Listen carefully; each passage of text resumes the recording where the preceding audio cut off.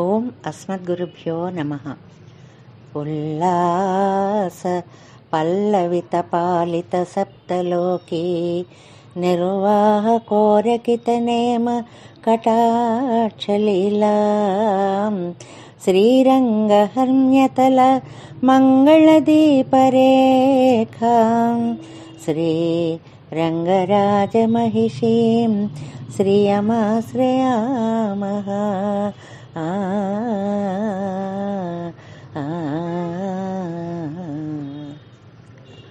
ప్రియ భగవద్బంధువులారా, శ్రీగుణ రత్నకోశంలో మనం ఈనాడు 38వ శ్లోకంలోకి ప్రవేశిస్తున్నాం. అమ్మ లక్ష్మీదేవి కటాక్షం పుట్టిన ప్రతి వ్యక్తికి కావాలి. ఒకటి ధనపరంగా చూస్తే అది అక్కర్లేని వాడు ఎవడుంటాడండి? అందరికీ ధనం కావాలి. కానీ లక్ష్మి అంటే కేవలం ధనం ఒక్కటే కాదు, సంపదలు ఎన్నో రకాలుగా ఉన్నాయి. ధన కనక వస్తు వాహనాది రూపంలోని మనం చెప్పుకున్నాం కదా. అలాంటి సంపదలన్నీ పొందాలి అంటే అమ్మని మనం చక్కగా ధ్యానించాలి. ఈనాటి ఈ శ్లోకం ధ్యాన శ్లోకము. ప్రత్యేకంగా శ్రీగుణ రత్నకోశం మొత్తంలోనే అమ్మ కూర్చున్నటువంటి అద్భుత సన్నివేశాన్ని, ఎలా కూర్చుంది, ఏమిటి, ఎందుకు అనే విషయాన్ని పరాశర భట్టర్ వారు చాలా స్పష్టంగా మనకి అందించారు. అమ్మ ఆసీనురాలై ఉన్నటువంటి చిత్రం ఇంట్లో ఉంటే కూడా అది ధనాన్ని తీసుకొచ్చి ఇంటిలో చేరుస్తుంది అనే నమ్మిక లోకంలో చాలా ఎక్కువగా ఉంది. మీకు అందరికీ తెలిసినదే. ఆ కూర్చున్నటువంటి తల్లి ఎలా ఉంది అనేది ఈనాటి శ్లోకంలో వర్ణిస్తున్నారు. దాన్ని ముందుగా మనం అనుసంధానం చేసుకుందాం. ఏకం న్యంచ్య నతిక్షమం మమ పరం చ ఆకుంచ్య పాదాంబుజం మధ్యే విష్ఠర పుండరీకం అభయం విన్యస్య హస్తాంబుజం త్వాం పశ్యేమ నిషేదుషీం ప్రతికలం కారుణ్య కూలంకషస్ఫారాపాంగ తరంగం అంబ మధురం ముగ్ధం ముఖం బిభ్రతి. ఇందులో భట్టర్ వారు అంబా అంటూ పిలుస్తారు. అసలు ఆ పిలుపులోనే అమ్మ అనే పిలుపులో అమృతత్వం అలా దాగి ఉంటుంది. అది అందరికీ తెలిసినటువంటి విషయమే. అందులో అమ్మకి సంతానం ఎడ ఎంత ప్రేమ ఉంటుంది. సంతానం తల్లిని విడిచి చిన్నపిల్లలైతే ఎలా విడిచి ఉండలేకపోతారో, ఆ తల్లి యొక్క స్థానం ఎంత అద్భుతమైనదో ఒక్కసారి మనం గుర్తుకు తెచ్చుకుంటే, ఆ అమ్మ యొక్క ముఖ పద్మం వికసించినటువంటి తీరు మధురం ముగ్ధం ముఖం అంటారు 4వ పాదంలో. ఎంత తీయగా ఉందమ్మా, ఎంత మధురంగా ఉందమ్మా, ఎంత మౌగ్ధ్యం, అమాయకత్వం ఉట్టి పడేటట్టు ఉందమ్మా అని ఆ సౌందర్య సౌకుమార్యాదులు గల ముఖాన్ని ధరించినటువంటి తల్లి అంబా అంటూ పిలుస్తూ ఇంకా ఆవిడ ఎలా కూర్చుంది అన్నదాన్ని వర్ణిస్తున్నారు. చూడండి. ఏకం న్యంచ నతిక్షమం మమ పరం. అమ్మ అంబ నతిక్షమం ఏకం పాదాంబుజం మమ నతిక్షమం. నాకు నమస్కారం పెట్టాలి అనిపిస్తే అటు ఇటు దృష్టి పోకుండా నతిక్షమం, ఇదిగో నాన్న ఇక్కడే ఉంది నా కాలు అని నమస్కరించడానికి తగినట్లుగా ఏకం న్యంచ, ఒక పాదాన్ని న్యంచ ఆ సింహాసనం లాంటి పద్మం మీద నుంచి కిందకి చాపుతుందిటండి. ఒక కాలు అలా అద్భుతంగా పాదం మన నేత్రాలకి దర్శనీయం అవుతూ ఉంటుంది, ఒక ఎర్ర కలువలాగా అని. మరి ఆకుంచ పరం పాదాంబుజం. రెండవది ఉందే ఆకుంచ్య, కొంచెం అడ్డంగా తిప్పి పెట్టుకుంటుందిట. ఒక పాదమేమో అడ్డంగా, ఎడమ పాదాన్నేమో అడ్డంగా లోపలికి మడిచి పెట్టుకుంది, కుడి పాదాన్నేమో కిందకి చాపి దర్శనీయంగా మనకి అందించింది. అదొక అందమైనటువంటి భంగిమ అన్నమాట. అందులో మధ్యే విష్టర పుండరీకం అభయం విన్యస్య హస్తాంబుజం.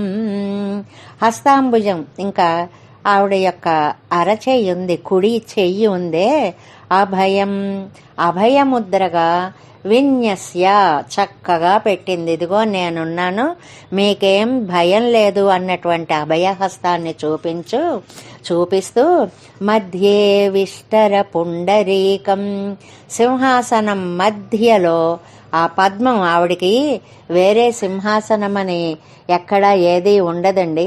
పద్మే స్థితాం పద్మవర్ణాం, పద్మమే ఆవిడికి సింహాసనము. వికాసి కమలే స్థితం, వికసించినటువంటి కమలంలో ఉన్నటువంటి అమ్మ అని. పుండరీకం సీతాంభోజం అంటుంది అమరం. పుండరీకం అంటే తెల్లటి తామర పువ్వులో కూర్చొని ఉంది అని అర్థము. కానీ శబర భాష్యం అనేటువంటిది ఎర్ర కమలాన్ని కూడా తీసుకోవచ్చు అని చెప్తుంది.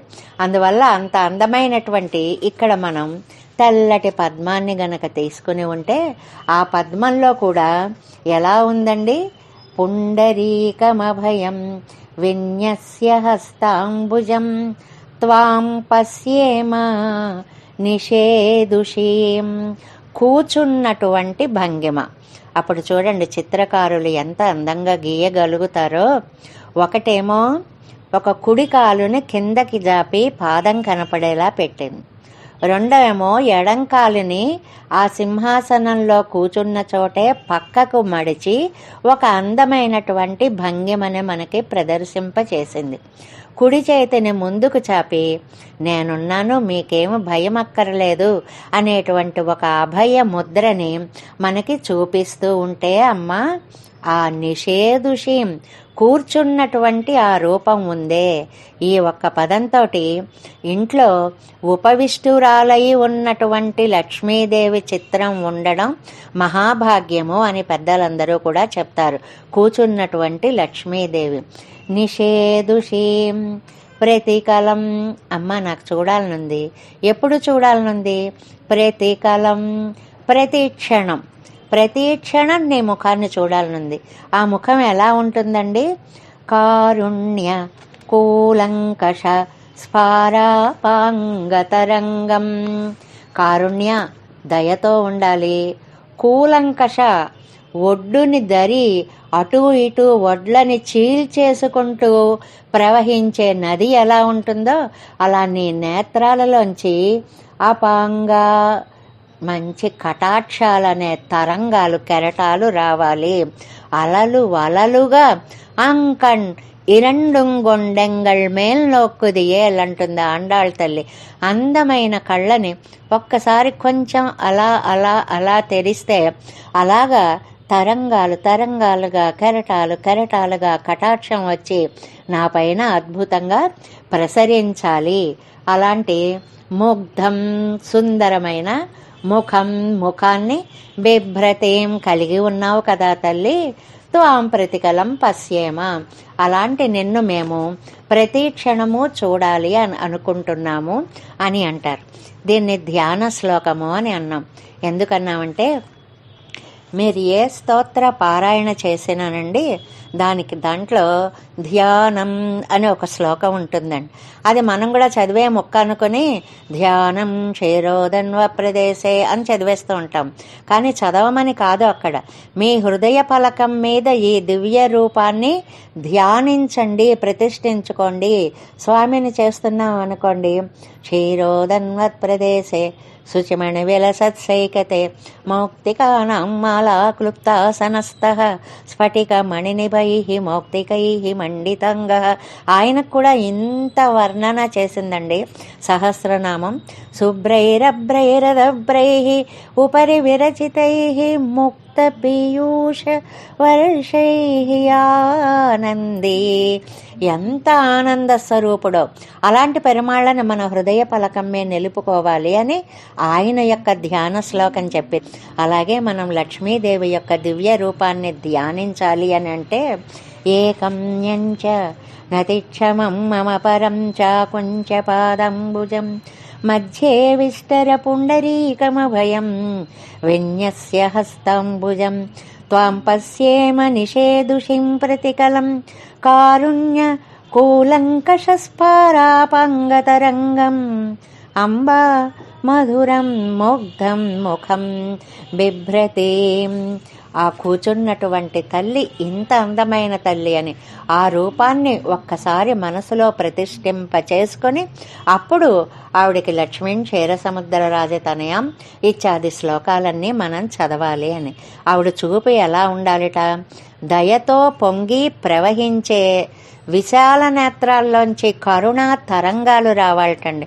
ఒక నది నిండుగా ప్రవహిస్తున్నప్పుడు ఆ అటువైపు ఇటువైపు ఉన్న ఒడ్డుని అలాగ దరిదాపులుగా అలా చీల్చుకుంటూ కూలం కషం అంటారు, ఒడ్డుని చీల్చుకుంటూ ఎలా ప్రవహిస్తుందో అలా అమ్మ నేత్రాలు అనేటువంటి ఆ రెప్పల మధ్య ఉండేటువంటి దయా ప్రవాహం తరంగితమై మన మీదకి ఒక్కసారి పడాలి. తరంగ రూప అపాంగాలు పడాలి. ఆ క్రీగంటి చూపులు అంత విస్తారములై మా మీద అంతటి దయని ప్రసరింప చేయాలి అంటారు. అంటే ఇది అంతర్చక్షు గోచర ధ్యాన శ్లోకము అన్నారు దీన్ని. అంతర్చక్షువు అంటే మనస్సు అండి.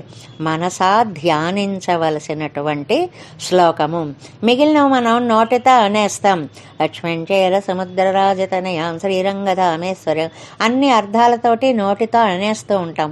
కానీ దానికే భావన గనక తోడైతే ఆవిడే గనక అందమైనటువంటి మధ్యే విష్టర పుండరీకం, అందమైనటువంటి ఒక పద్మం అనేటువంటి సింహాసనం మీద నిషేధుషం కూర్చున్నటువంటి తల్లి మన హృదయ ఫలకాన్ని చక్కగా పవిత్రం చేసేసి ముందు అక్కడ దాని మీద ఒక అందమైన పద్మాన్ని తీసుకొని వచ్చి ఆ పద్మం మీద అమ్మ కూర్చున్నట్లుగా భావించి ఆ అమ్మని దర్శించేటప్పుడు కింద మొదట ఒక పాద దర్శనం అయింది.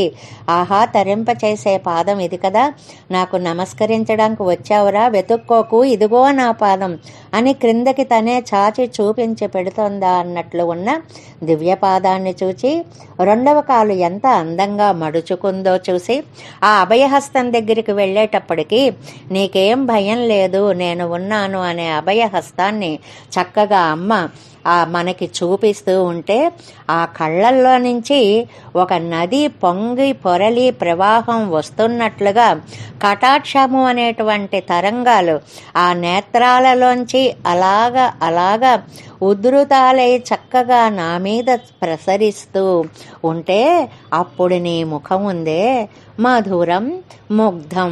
అప్పబ్బ ఏమి అందంగా ఉంది, ఎంత అమాయకంగా ఉంది, ఎంత స్వచ్ఛంగా ఉంది, ఎంత సాత్వికమైనటువంటి భావ ప్రకటన.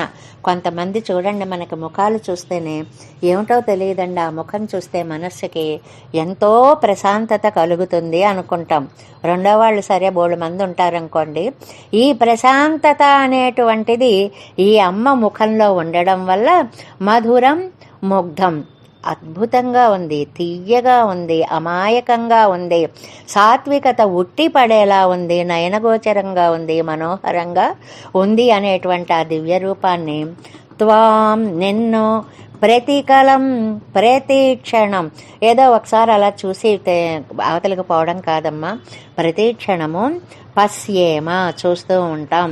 తల్లి చంటి పిల్లవాడికి పాలు తాగడం కోసం ములై ఉన్నాయి అంటే తనే తన స్తనాన్ని నోటిలో పెట్టినటువంటి తల్లిలాగా భక్తుడికి ఎలా నమస్కరించాలో కూడా తెలియకపోతే ఇదిగోరా పాదం, ఈ పాదానికి నమస్కరించరా అని పాదాన్ని మనకి చూపిస్తోందా అన్నట్లుగా అపార కారుణ్యమూర్తిగా చూస్తూ అత్యంతమైన ప్రశాంతతని మనం ఆ ముఖంలో ప్రకటింపచేస్తూ అనుగ్రహాన్ని మన మీద వర్షింపచేస్తూ మాతృవత్సానుకంపాస్యాం అంటుంది ఆవిడే లక్ష్మీ సహస్రనామంలో. అమ్మ స్వయంగా నేనే నీకు తల్లి రూపంగా ఉండి నిన్ను రక్షిస్తానురా రా అని అంటోందా అన్నట్లుగా ఒక ఆహ్లాదమూర్తిగా ఉన్నటువంటి అమ్మని పశ్యేమః ఎప్పుడూ చూస్తూ ఉంటాము.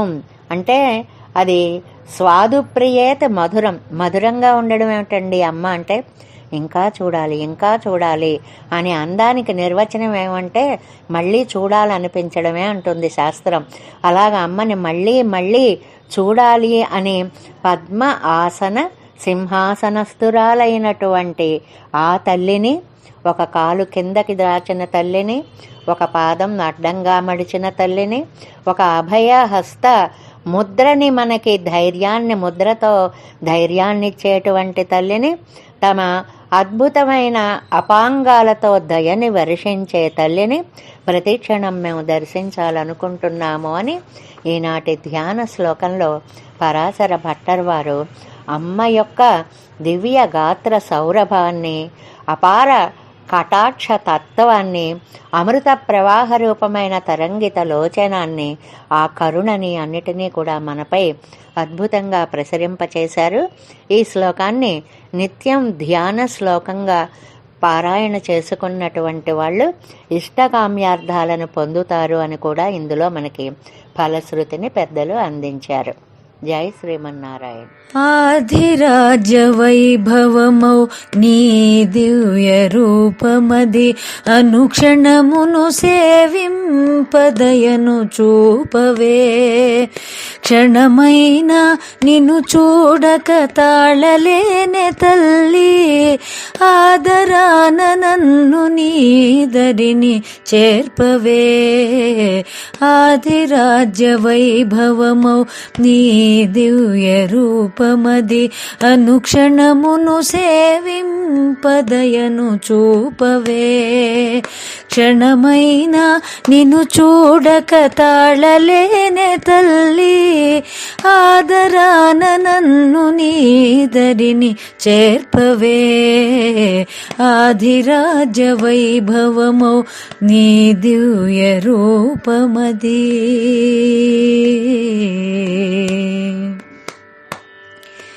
పద్మసింహాసనాన ఆసీనురాలవై దక్షిణ పాదము క్రిందికి చాచియుంచితే, ఈ పాదమునాశ్రయించి తరింపుడను భావముతో నీవందించిన పాదమదెంత భాగ్యమో.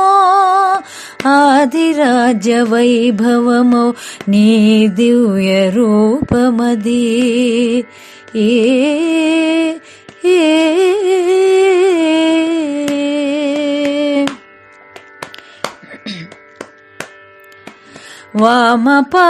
వామపాదమునొకింత మడచి సింహాసనాన ఆసీనవైన దృశ్యమెంత అందమో.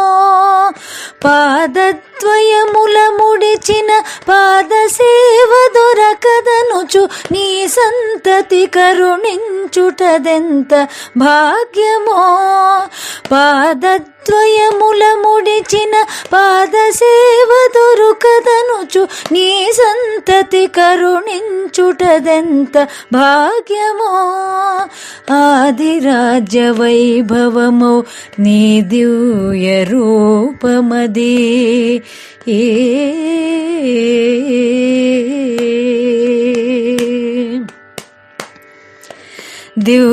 దివ్యహస్తకమలము దివ్యాభయముద్రాంకితమై భక్తి భక్తకోటి భయము తీర్చుటెంత భాగ్యమో వాత్సల్య కటాక్ష వీక్షణాలంకృతమైన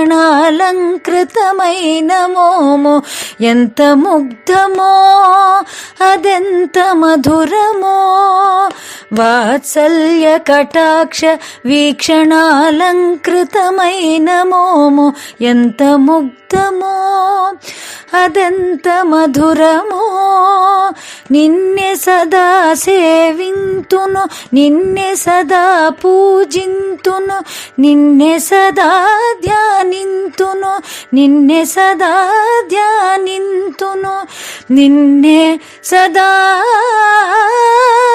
ధ్యానింతును